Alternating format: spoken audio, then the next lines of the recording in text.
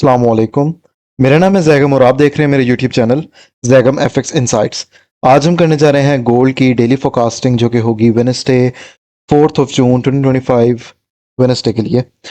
तो आज के दिन हम वीडियो में डिस्कस करेंगे कि for the upcoming day gold का एक रिटर्न क्या रह सकता है, किस किस एरिया से हम मार्केट में बाइंग और सेलिंग कर सकते हैं। प्रीवियस एनालिसिस के अंदर मैंने कुछ एरियाज आप लोगों के साथ शेयर किए थे।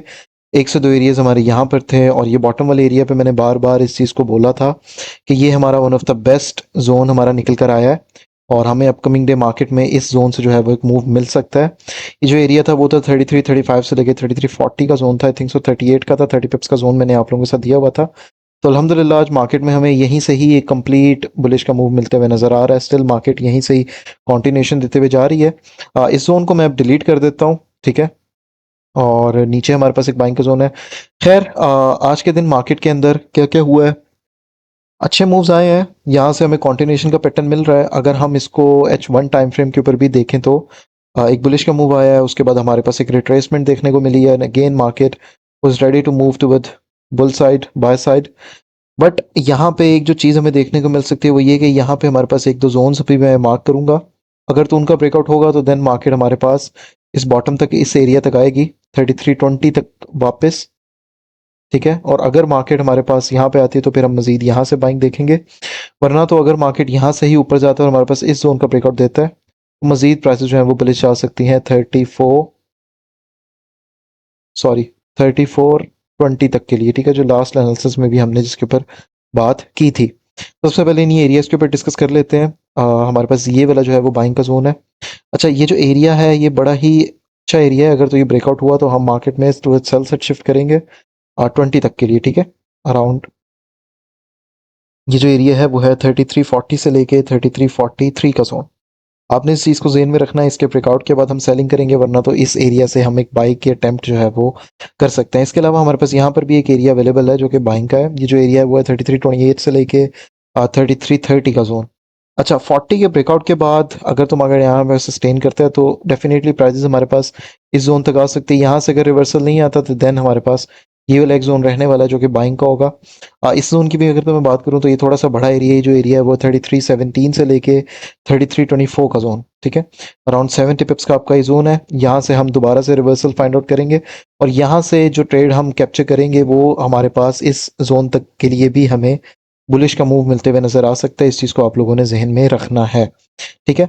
और अगर तो कल का दिन मार्केट में एक और सिनेरियो अगर तो बनता है तो उसके ऊपर भी डिस्कस कर लेते हैं। अगर तो मार्केट हमारे पास इस जोन तक भी जो है वो नहीं आती तो यहाँ पर हमारे पास एक जोन अवेलेबल है, एक एरिया ऑफ सपोर्ट अवेलेबल है। ये जो एरिया है वो बेसिकली आपका इतना एरिया है। इसको मैं मार्क कर देता हूँ। हाँ जी, ये हमारा एक इतना जो है वो जोन बन रहा है, ठीक है। इसको भी आप लोगों ने जहन में रखना है।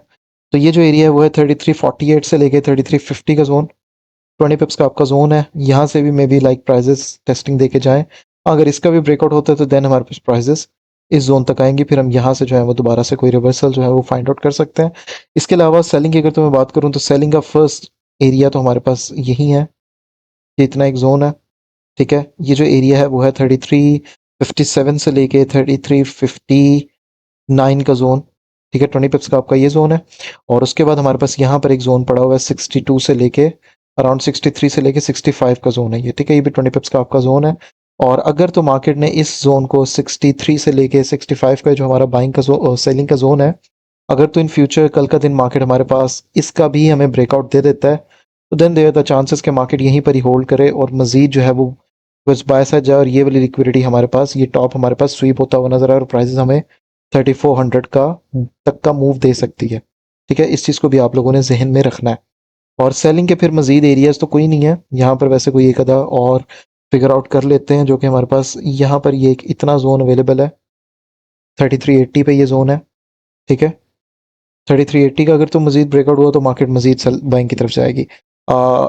मार्केट मेरे लिए तो यहाँ पर अगर आ जाएगा इस जोन के अंदर, इसका ब्रेकआउट हो जाएगा तो मैं बायर हूँ। हाँ, इस जोन से हमें एक रिट्रेसमेंट देखने के लिए मिल सकती है लेकिन अल्टीमेट टारगेट हमारा 3400 का ही रहने वाला है। अनलेस अनलेस यहाँ पे कोई अनटिल अनलेस यहाँ पे कोई नया सिनेरियो ना डेवलप हो जाए जिसकी वजह से मार्केट जो है वो दोबारा से सेलिंग की तरफ आना प्रेफर करे। अच्छा, ये जो एरिया है वो है 3378 से लेके 3382 का जोन, 40 पिप्स का आपका ये जोन है 78 से लेके 82 का जोन। ठीक है, इसको आपने जहन में रखना है। इसके अलावा फिर हमारा ये जो ऊपर वाला एरिया जो हमने प्रीवियस एनालिसिस में डिस्कस किया था, जो आज भी अल्हम्दुलिल्लाह से हमारा वर्क हुआ है, ये जो जोन था वो था 3390 से लेके 3400 का। उसके बाद हमारे पास जोन था 3312 से लेके 3322 का जोन। ठीक है, तो ये दो जोन्स हैं, इसका ब्रेकआउट हुआ तो यहाँ का टारगेट है मजीद फिर इस जोन तक हम मार्केट को देख सकते हैं। ये हमारा 3420 का जो टारगेट है वो भी हमें यहाँ पे मिल जाएगा।